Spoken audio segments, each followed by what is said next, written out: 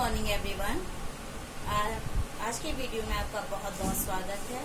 आज मैं आपके लिए लेकर आई हूँ रस।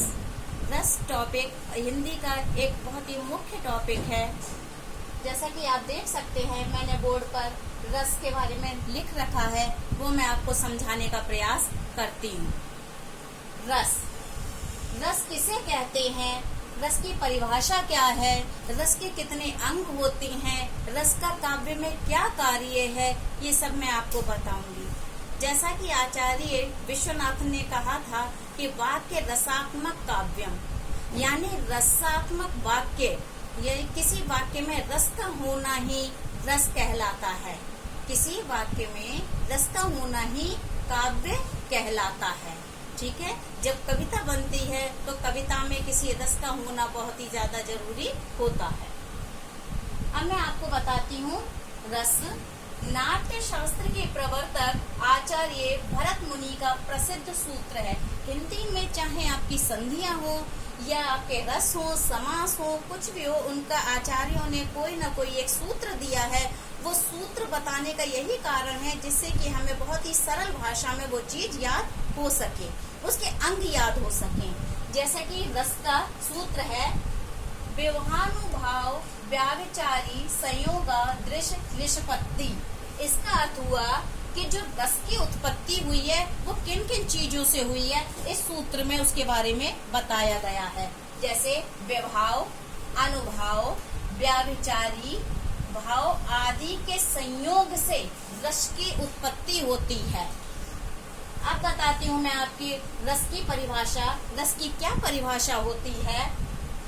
साहित्य को पढ़ने, सुनने या नाटक आदि को देखने से जो आनंद की अनुभूति होती है उसे हम रस कहते हैं।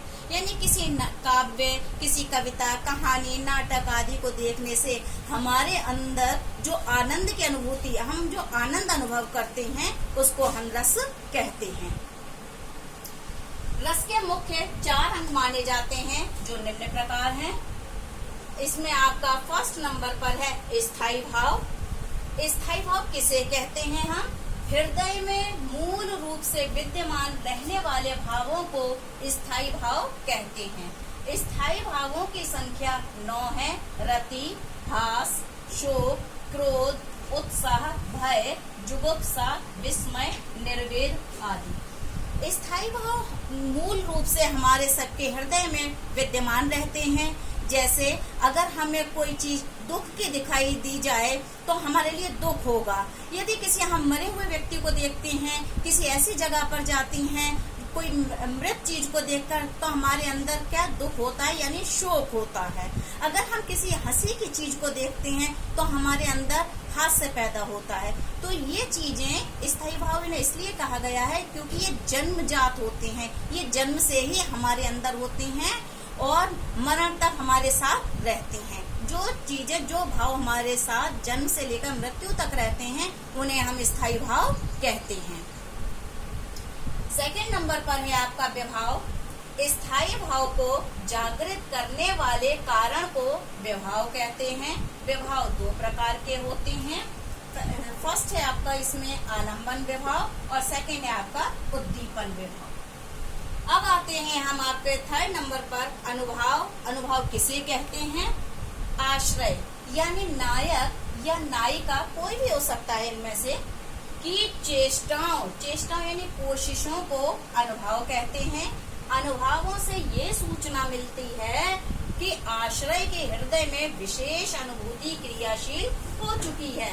जैसे कृष्ण को देखकर राधा का लजाना, आंखें झपकाना आदि अनुभव हैं। अनुभव क्या चीज है? कि अनुभव जो हमारे अंदर जो विशेष जो क्रिया, किसी क्रिया का उत्पन्न होना ही अनुभव कहलाते हैं। जैसे कि इसमें बताया गया है राधा का शर्माना, उस शर्म को आंखों का झपकाने आदि के लिए हम क्या कहेंगे? अनुभव कहेंगे। अब मैं आपको बताना चाहूंगी इसका 4th नंबर संचारी भाव।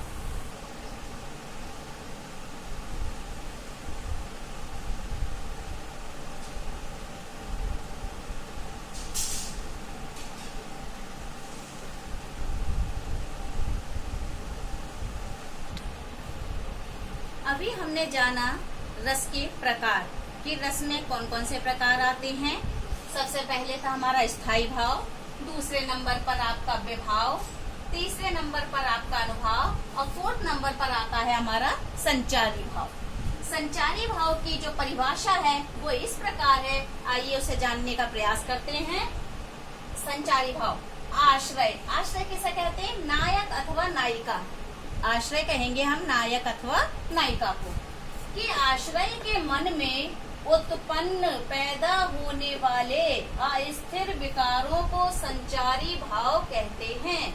संचारी भावों की संख्या 33 मानी गई है। संचारी भाव क्या होते हैं? उदाहरण के लिए देखिए, जैसे हर्ष, विषाद, लज्जा, चिंता आदि। संचारी भाव जैसे अगर कोई हमें दुख का कारण होता है तो अचानक ही हमारे अंदर क्रोध का आ जाना, जल्दी से गुस्सा हो जाना, हमें एकदम से गुस्से की वजह से पसीना आ जाना, ये सब चीजें, या खुश होते हैं तो रोमांच होना, ये सब चीजें आपके संचारी भाव में आते हैं। अब आते हैं, हम बात करते हैं रस के प्रकार की। मुख्यतः रस के 9 प्रकार हैं। आचार्य भरत मुनि ने रसों की संख्या 8 बताई है और जबकि और 2 कवियों ने इनकी संख्या, आचार्य भरत मुनि और मम्मट ने इनकी संख्या 9 बताई है। अब हम बात करते हैं रस के प्रकार। मुख्यतः रस अगर हम कहें तो 9 ही प्रकार के होते हैं। इसमें आता है सबसे पहले आपका श्रृंगार रस। आचार्य भोजराज ने रस को रसराज भी कहा है। श्रृंगार रस को रसराज भी कहा जाता है। ये इस तरह के 10th में क्वेश्चन भी आते हैं, जैसे श्रृंगार किस रस को रसराज कहते हैं, ये श्रृंगार रस किसे कहते हैं, ये श्रृंगार रस का स्थायी भाव क्या होता है, यह क्रोध का कोई आप एक उदाहरण लिखिए। इस तरह से प्रश्न बनते हैं। एक प्रश्न ये भी बहुत मुख्य रूप से आता है कि किस रस को रसराज कहा जाता है, तो किस रस को कहेंगे? श्रृंगार रस को रसराज कहेंगे। और यदि यह आता है कि किसने कहा है, तो आचार्य भोजराज ने। श्रृंगार रस का आधार स्त्री पुरुष का पारस्परिक आकर्षण है। श्रृंगार रस का, जैसे कि श्रृंगार से आप समझ ही सकते हैं सजना संवरना, तो ये क्या है? परस्पर आपस में आपसी आकर्षण है। श्रृंगार रस में सुखद यानी खुश होने वाली और दुखद दोनों प्रकार की अनुभूतियां होती हैं। इसी आधार पर इसके 2 भेद किए गए हैं। पहला आपका संयोग श्रृंगार और दूसरा आपका वियोग श्रृंगार। यानी श्रृंगार रस के आपके 2 भेद बताए गए हैं, क्योंकि जब स्त्री पुरुषों का जो भी कोई संबंध होते हैं तो उनमें स्थितियां दोनों ही प्रकार की होती हैं। कभी उनमें प्रेम भी दिखाया जाता है और कभी उनका बिछड़ना भी दिखाया जाता है। तो इसी आधार पर 2 भेद बताए गए, संयोग श्रृंगार और वियोग श्रृंगार। अब मैं आपसे बात करती हूँ संयोग श्रृंगार की परिभाषा और इसके उदाहरण के माध्यम से बताने का प्रयास करती हूँ कि संयोग श्रृंगार किसे कहते हैं। अब हम बात करते हैं श्रृंगार रस के 2 भेद, यानी संयोग श्रृंगार और वियोग श्रृंगार। तो सबसे पहले हम बात करेंगे संयोग श्रृंगार के बारे में। संयोग का अर्थ आप समझ ही रहे होंगे, संयोग जैसे कि मिलना। संयोग कहते हैं मिलन के लिए। हम उसकी परिभाषा जानते हैं। संयोग श्रृंगार, संयोग श्रृंगार रस की क्या परिभाषा है? जहाँ नायक नायिका के संयोग या मिलन का वर्णन होता है उसे संयोग श्रृंगार रस कहते हैं। यानी जहाँ नायक नायिका के मिलने का वर्णन हो उसे हम संयोग श्रृंगार कहते हैं। इसे मैंने आपका एक उदाहरण कवि बिहारी जी के उदाहरण के माध्यम से समझाने का प्रयास किया है। देखिए, कहत कहत नटत रीझत खिजत मिलत खिलत लजियात भरे भवन में करत हैं नैनन ही सो बात। यहाँ कृष्ण का राधा के प्रति प्रेम भाव है। यहाँ पर अब हम चीजें बताते हैं कि इसमें क्या स्थायी भाव है, क्या आलंबन है, क्या उद्दीपन विभाव है, क्या अनुभाव है, क्या संचारी भाव है। मैं इस एक उदाहरण के माध्यम से आपको ये सारी चीजें बता दूंगी। बाकी मैं सब में आपको केवल परिभाषा ही, इनके रसों की परिभाषा और उदाहरण बताऊंगी। बाकी चीजें आप स्वयं खोजने का प्रयास कीजिएगा कि इसमें क्या संचारी भाव है, क्या उद्दीपन भाव है, क्या अनुभाव है। ठीक है, तो हम बताते हैं इसका स्थायी भाव। इसका रति है। रति का अर्थ होता है प्रेम।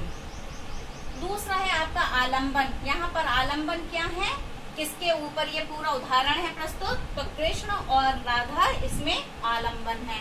उद्दीपन विभाव क्या है, जहाँ पर इन आलंबन की जो गतिविधियां हो रही हैं, जहाँ पर इनके मन में जो ये गतिविधियां क्रियाशील हो रही हैं, वो चीज क्या है, मौजूदा भवन।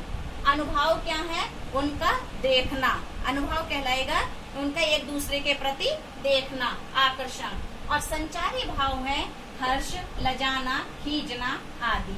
यानी उन्हें देखकर जो हमारे मन में, जैसे किसी भी चीज को देखकर अचानक ही हमारे मन में कुछ भाव से जागृत हो जाते हैं और क्षण भर में ही वो गायब हो जाएं, उन्हें हम संचारी भाव कहते हैं। जैसे कृष्ण राधा को देखकर बड़ी प्रसन्न हो रही हैं और लजा रहे हैं, राधा लजा रही हैं, खींच रही हैं। इसमें राधा और कृष्ण का वर्णन किया गया है। एक भवन में दोनों खड़ी हुई हैं, कृष्ण राधा से मिलने के लिए कह रही हैं, नटक राधा मना कर रही हैं। उनके मना करने की अदा पर कृष्ण रीझ जा रही हैं और उनके रीझने की अदा पर राधा खींच जा रही हैं और दोनों के नेत्र मिलते हैं। मिलते ही दोनों के नेत्र खिल जाते हैं और खिलते ही दोनों ही शर्मा जाते हैं। और भरे भवन में, और इस प्रकार बिहारी जी ने बताया है कि भरे हुए भवन में यानी सब लोगों की उपस्थिति में ये लोग नैनो ही नैनों में यानी नेत्रों ही नेत्रों में बातें कर रहे हैं। अब आगे जो भी मैं आपको रस बताऊंगी उसमें सिर्फ आपको रस की परिभाषा और उदाहरण ही बताऊंगी। जैसा कि अभी आपने जाना कि संयोग श्रृंगार किसे कहते हैं, अब हम बात करते हैं वियोग श्रृंगार की।